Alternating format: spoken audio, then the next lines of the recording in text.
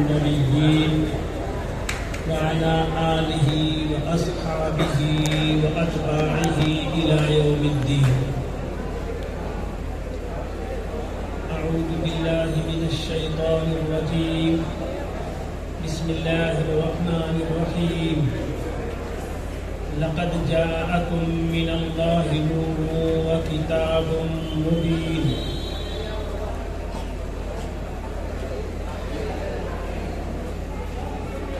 صدر محترم، معزز علماء، عزیز طلباء اور قابل صد احترام تمام دینی اسلامی بھائیوں،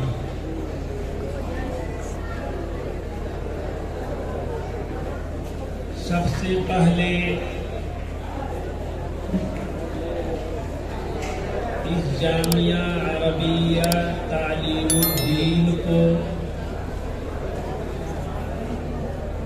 اس کے منیجر،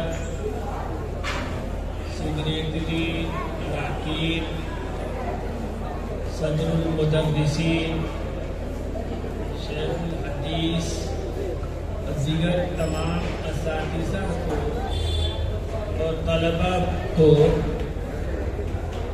میں صد مبارکبادی کا مستحق سمجھتا ہوں، اور ہماری طرف سے اور تمام حاضرین کی طرف سے اللہ پاک ان سب کو بہترین جزا اور صلہ عطا کرے کہ انہوں نے یہ مبارک مجلس اور یہ مبارک جلسہ منعقد کیا، اس کا انتظام کیا اور ہمیں اس بات کا موقع دیا کہ ہم ایک ہی مجلس میں قرآن کریم حفظ کرنے والے، ایک ہی نشست میں پورا قرآن سنا دینے والے طلباء کی تلاوت بھی سنیں اور قرآن کریم کو اس کے حروف کے مخارج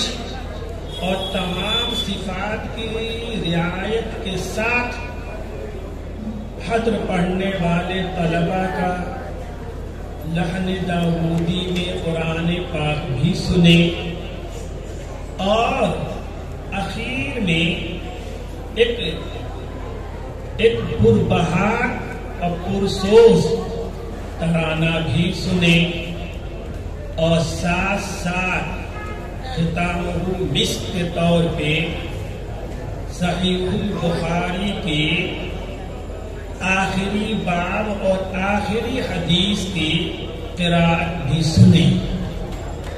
یہ ساری سعادتیں ایک مجلس میں ہمیں جن حضرات نے فراہم کی ہیں، ہم سب ان کو ان کا شکر گزار ہونا چاہیے، تو ہم ان کا شکر ادا کرتے ہیں، شکریہ ادا کرتے ہیں۔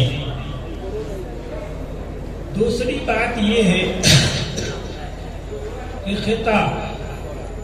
خطاب میں اور ختم بخاری کے محفل میں، جس میں دور حدیث کے طلباء بھی ہوتے ہیں، دوسرے ابتدائی درجات کے طلباء بھی ہوتے ہیں اور عام مسلمان بھی ہوتے ہیں، اس خطاب میں کچھ یہ سب کچھ ہوتا ہے، اس لیے کہ مخاطبین ہر طرح کے ہیں، اس لیے بات کچھ خاص سی بھی ہوگی، بہت سے عام سی بھی ہوگی۔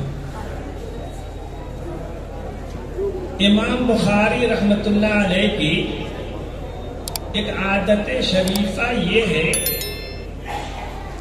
کہ جب اپنی کتاب میں کوئی بڑا عنوان، جسے کتاب کہا جاتا ہے، یا کوئی چھوٹا عنوان جسے باب کہا جاتا ہے، وہ کوئی کتاب یا باب جب شروع کرتے ہیں تو اس باب سے متعلق اگر کوئی آیت کریمہ ہوتی ہے، اسی آیت کریمہ کو عنوان میں سب سے پہلے ذکر کرتے ہیں،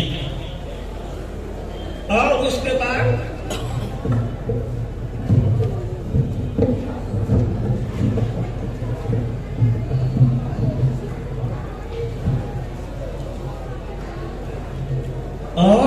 بعد اس باب سے متعلق احادیث کو وہ ذکر کرتے ہیں، لاتے ہیں۔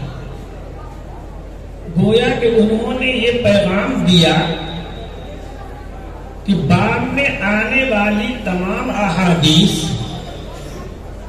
چاہے وہ خبر مشہور ہو، خبر عزیز ہو یا خبر احاد، خبر غریب ہو، یہ ساری احادیث یہ قرآن پاک کی اس آیت کریمہ کی تفسیر اور تشریح ہیں۔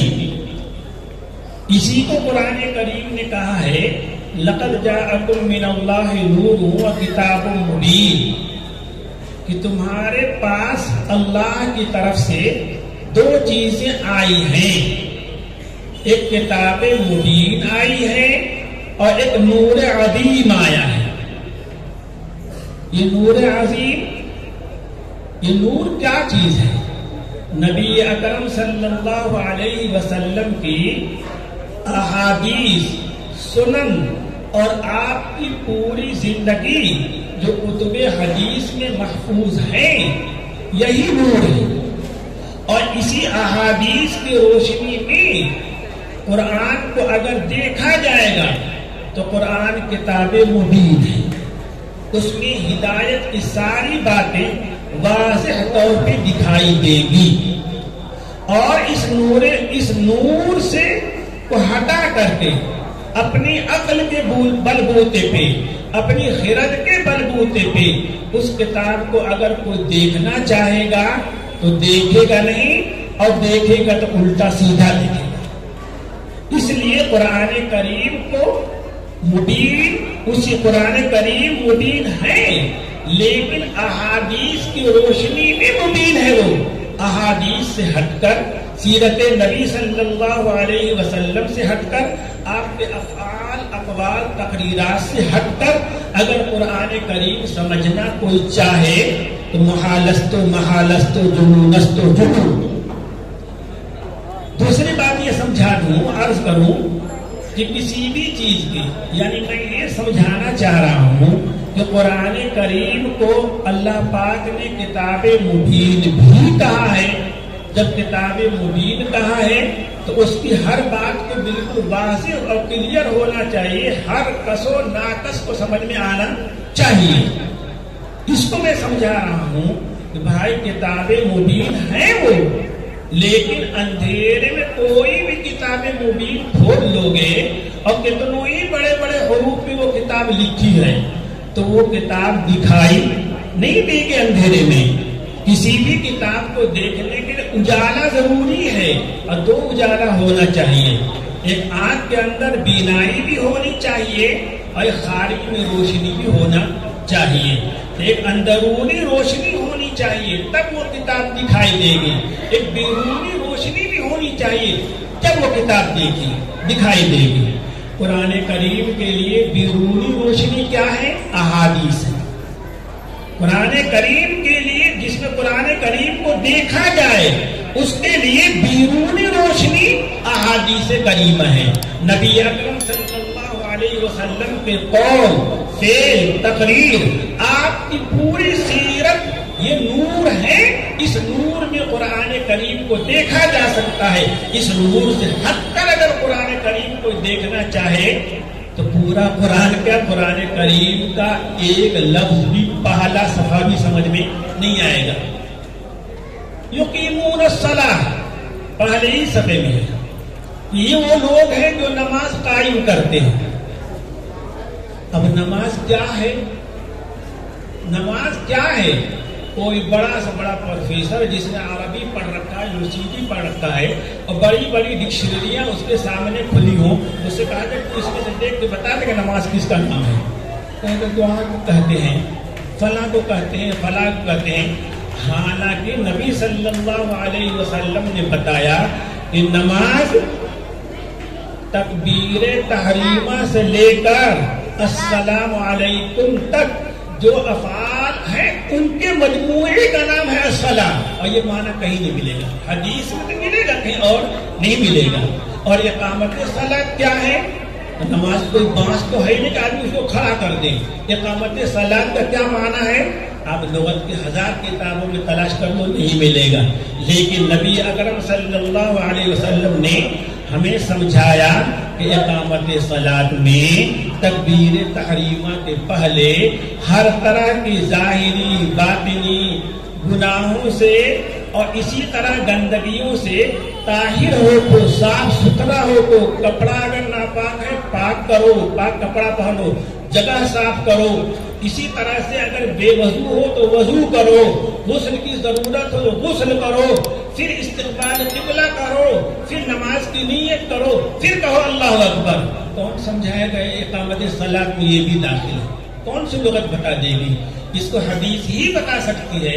نبی اکرم صلی اللہ علیہ وسلم کے احادیث کے مجموعے اسی لیے ہے تاکہ ان کی روشنی میں قرآن کو دیکھا جائے، قرآن کو سمجھا جائے۔ اور میں نے بتایا کہ قرآن کو سمجھنے کے لیے ایک اندرونی روشنی بھی چاہیے۔ وہ چیز کیا ہے؟ انسان کا ایمان ہے، تقویٰ ہے، ورع ہے، پرہیزگاری ہے۔ اگر ایمان ہے تو قرآن کو احادیث کی روشنی میں دیکھو سمجھ میں آئے گا۔ تقویٰ ہے، ورع ہے، پرہیزگاری ہے، پاکیزگی ہے، ان سب کے ساتھ اگر قرآن کو دیکھا جائے گا تو قرآن سمجھ میں آئے گا۔ اور اللہ پاک ایسا بھی ہے کہ آدمی جب قرآن پہ عمل کرے، ایمان لے آئے، اس کے محرمات سے بچے، اس کے واجبات کو ادا کرے، تو اللہ پاک وہ علم بھی اسے عطا کر دیتے ہیں جو اس نے مدرسے میں نہیں سیکھا ہے۔ بھائیو، میں یہ کہہ رہا تھا کہ قرآن کریم کو دیکھنے کے لیے جس طرح ہر چیز کے دیکھنے کے لیے دو بینائیاں، دو روشنی ہونا ضروری ہے، اسی طرح قرآن پاک کو سمجھنے کے لیے بھی دو روشنی ضروری ہے۔ ایک خارجی روشنی جس کا نام احادیث ہے، ایک داخلی روشنی جس کا نام ایمان و تقویٰ ہے۔ تو جس کے اندر ایمان ہے، تقویٰ ہے، اندر روشنی، وہ قرآن کی روشنی میں احادیث کو دیکھے گا، قرآن کو دیکھے گا، احادیث کو روشنی میں قرآن کو دیکھا گا تو قرآن اس کو صحیح طور پر دکھائی دے گا، سمجھ میں آئے گا۔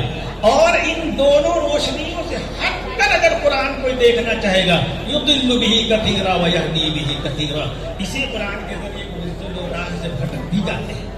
تو یہ دو باتیں ہیں۔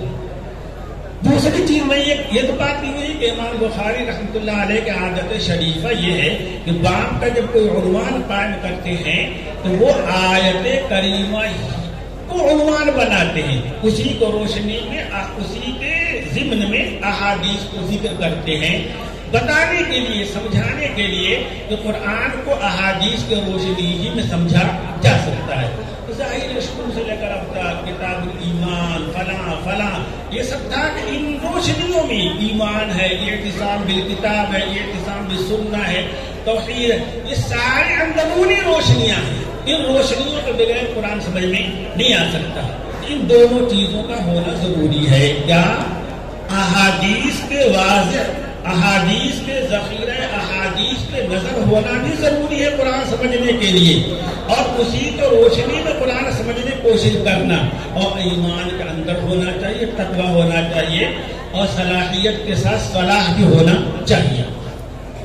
دوسری بات ہے اس میں باری تعالیٰ کا یہ آیت کریمہ یہ ہے وَنَضَعُ الْمَوَازِينَ الْقِسْطَ لِيَوْمِ الْقِيَامَةِ، قیامت کے دن ہم انصاف کے ترازو قائم کریں گے، انصاف کے ترازو رکھیں گے۔ اس لیے رکھیں گے تاکہ انسانوں کے لیے جو اللہ پاک کا آخری فیصلہ، یہ جنتی ہے، جنت کے فلاں درجے میں ہے، فلاں درجے میں ہے، فلاں درجے میں ہے، فلاں درجے میں، دو چیزیں، یہ جنتی ہیں اور جنت کے لامحدود مراتب میں سے فلاں مرتبہ میں ہے، فلاں درجے میں ہے۔ یہ جہنم ہے اور جہنم کے درکات میں سے، مراتب میں سے فلاں مرتبے کے لائق ہے. یہ اللہ پاک قیامت میں یہ دونوں فیصلہ کریں گے، جنت کا بھی اور درجہ جنت کا بھی، جہنم کا بھی اور درجہ جہنم کا، دونوں کا فیصلہ اللہ پاک کریں گے. اور اللہ پاک کی عادت شریفہ یہ ہے کہ وہ جب کوئی کام کرتے ہیں، کوئی فیصلہ کرتے ہیں، تو جس کے لیے وہ کر رہے ہیں ایسے طور پہ وہ کام کرتے ہیں تو اسے اطمینان ہو جائے اور یہی ہونا ہی چاہیے، یہی ہونا ہی چاہیے. فلاں کے جنتی ہونے کا فیصلہ کیا تو جس کے جنتی ہونے کا فیصلہ کیا وہ بھی یقین کر لے اور سارے اہل محشر یقین کر لے کہ نہیں اسے جنتی ہونا ہی چاہیے تھا. اور جس کے لیے جہنم کا فیصلہ کیا ہے اس کے جہنمی ہونے کا وہ بھی یقین کر لے کہ میں تو اسی لائق تھا، میں تو اسی لائق تھا. اور سارے اہل معاشر، سارے انسان بیک زبان گواہی دے کہ یہ اسی کے لائق تھا. تو اللہ پاک کی عادت شریفہ یہ ہے کہ وہ جب بھی کوئی فیصلہ کرتے ہیں، جب بھی کوئی فیصلہ کرتے ہیں تو ایسی دلائل فراہم کر دیتے ہیں کہ جو بھی آنکھ اور دل کھول کر ان دلائل کو دیکھے گا اسے یقین آ جائے گا کہ یہی ہونا ہی چاہیے تھا. اللہ پاک کہتے ہیں اللہ، حالانکہ اللہ کی ذات سب کی مالک ہے، سب کی خالق ہے، وہ کسی کو جواب دہ نہیں ہے. لا یسأل وهم یسألون. اللہ اپنے کسی فعل کے بارے میں کوئی اسے سوال نہیں کیا جا سکتا، اور اللہ کے ماں سوا جتنی مخلوقات ہیں ہر ایک سے اس کے عمل کے بارے میں پوچھا جائے گا، پوچھا جائے گا. سائل المسئول اللہ کی ذات نہیں ہے، اس سے کسی فعل کے بارے میں پوچھا نہیں جا سکتا. پھر بھی اللہ پاک جب کوئی فیصلہ کرتے ہیں تو اس کو ایسے واضح طور پہ کرتے ہیں کہ جس کے لیے فیصلہ کیا گیا وہ بھی جان لے، یقین کر لے کہ یہی ہونا ہی چاہیے تھا. مبشرین ومنذرین لئلا یکون للناس علی اللہ حجہ. اللہ پاک دنیا میں اچھے کاموں کے خوش انجامی کو بتانے کے لیے، برے کاموں کے بد انجامی کو بتانے کے لیے اللہ نے ہزاروں لاکھوں نبی بھیجے ہیں. کیوں؟ لئلا یکون للناس علی اللہ حجہ. کل قیامت میں اللہ تعالیٰ جب کسی کے جہنمی ہونے کا، کسی کے جنتی ہونے کا فیصلہ کرے تو کسی انسان کو اللہ کے خلاف کوئی دلیل نہ رہ جائے. اللہ پاک کا طریقہ یہ ہے کہ اللہ پاک اسی لیے تاکہ جس کے لیے جو فیصلہ ہو رہا ہے وہ بھی اس کا دل بھی گواہی دے، اور دل نہیں ہاتھ پیر بھی گواہی دے، ہاتھ پیر بھی گواہی دے. جس زمین پہ رہ کر اس نے عمل کیا ہے وہ زمین بھی گواہی دے، جس فضا میں رہ کر اس نے عمل کیا وہ فضا بھی گواہی دے. اور وہاں انصاف کے ترازو ہم رکھ دیں گے اور تو اس میں ہم اعمال کو تول دیں گے. تولنے کے بعد تم خود جان لو کہ یہ کہاں کا لائق، کس کے لائق تھا. وہ بھی مطمئن ہو جائے گا کہ نہیں میرے لیے اس جہنم کے علاوہ کچھ ہو ہی نہیں سکتا تھا. اور جو جنتی ہونے کا فیصلہ کرے جس کے لیے کیا جائے اس کو یقین ہو جائے کہ بفضل خداوندی اللہ نے ہمیں یہ جنت عطا کر دی اپنے فضل سے، کرم سے. قرآن کریم میں ایک آیت ہے، بات لمبی نہیں کرنی ہے. وقالوا الحمد لله الذي هدانا لهذا وما كنا لنهتدي لولا ان هدانا الله. کہ جنتی جنت میں جانے کے بعد وہاں کے شان و شوکت کو، وہاں کی خوبیاں، رعنائیوں کے، وہاں کی خوبصورتی اور زیبائیوں کو دیکھیں گے، نعمتیں بے بہا لازوال نعمتوں کو دیکھیں گے. کہتا الحمدللہ، تمام تعریف اللہ کے لیے جس نے ہمیں یہاں پہنچا دیا. وما كنا لنهتدي لولا ان هدانا الله. اگر اللہ نے دنیا میں ہمیں راہ نہ دکھائی ہوتی، سیدھی راہ صراط مستقیم نہ دکھائی ہوتی تو ہم یہاں جنت میں نہ پہنچ پاتے. اللہ پاک کہیں گزر سے، اللہ پاک کہیں گے تلک الجنت التي اورثتموها بما كنتم تعملون. یہ جنت تمہیں جو دی گئی ہے، جس سے تمہیں مالک بنایا گیا ہے، دنیا میں تم نے ایسے کام کیے تھے جس کی وجہ سے تم جنت کے حقدار تھے، جنت کے مستحق تھے. تمہارے عمل صالح اور ایمان کی بنا پر یہ جنت دی گئی ہے. یہ انسانوں کے لیے اللہ پاک کی حوصلہ افزائی ہے کہ نہیں میرا فضل یقیناً شامل حال ہے. میرے فضل کے بغیر تم جنت میں نہیں جا سکتے تھے، لیکن میرے فضل کے ساتھ ساتھ میرے فضل کو کھینچنے والی چیز تمہارا اپنا ذاتی عمل تھا، تمہارے عمل اختیاری کی بنا پر، ذاتی عمل کی بنا پر میری فضل تمہاری طرف متوجہ ہوئی اور فضل کی وجہ سے تم جنت میں گئے۔ تو بھائیوں، میں یہ کہہ رہا تھا کہ اللہ پاک جب کوئی فیصلہ کرتے ہیں اس فیصلے کو برسر خلائق دکھاتے ہیں کہ ہر ایک کے پاس، جس کے پاس عقل بینا ہے،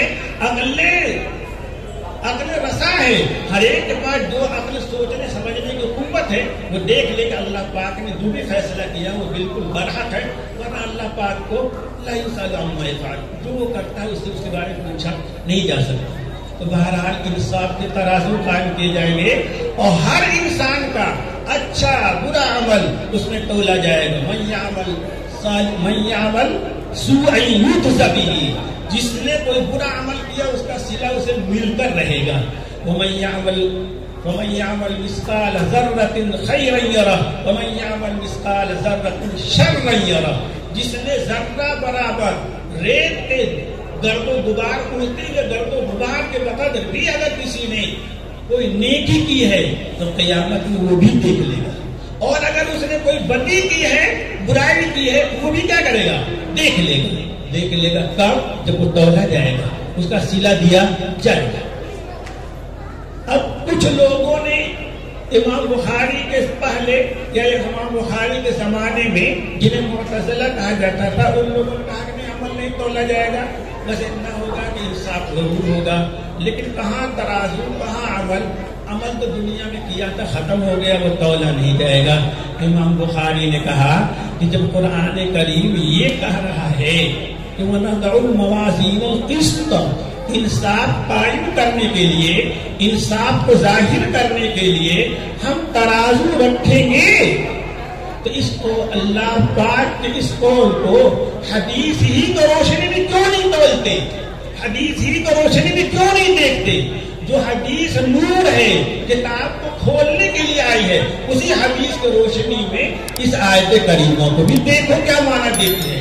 تو نبی اکرم صلی اللہ علیہ وسلم نے تو واضح طور سے فرما دیا ہے کہ انسان کے منہ سے جو بول نکلتے ہیں، جو کلمے نکلتے ہیں، وہ بھی تولے جائیں گے، وہ بھی تولے جائیں گے۔ یہ کلمتان سبحان اللہ بحمدہ سبحان اللہ العظیم ہے کیا؟ انسان